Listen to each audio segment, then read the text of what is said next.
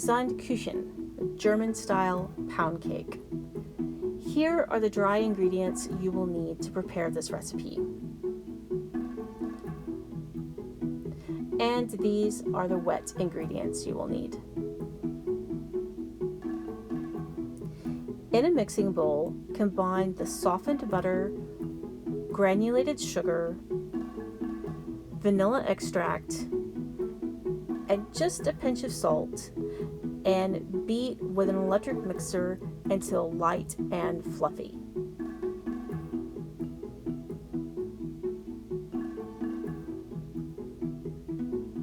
Next, add the lemon juice and the eggs, adding the eggs one at a time and beating well between each addition. You want to make sure the previous egg is completely incorporated before adding the next one. After all of the eggs have been added, beat for 1 to 2 minutes more. You'll notice the batter looks a bit lumpy and curdled. This is okay.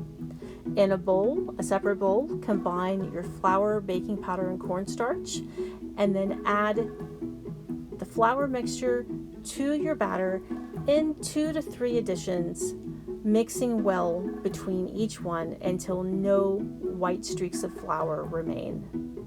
As you add the flour, the batter will thicken and smooth out, and by the time all of the flour has been added, you'll have this smooth, thick, creamy batter.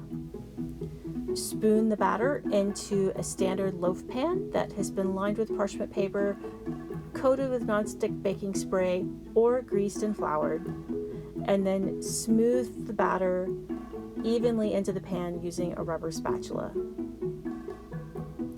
Bake at 350 degrees for 50 to 60 minutes, or until a tester inserted near the center comes out clean.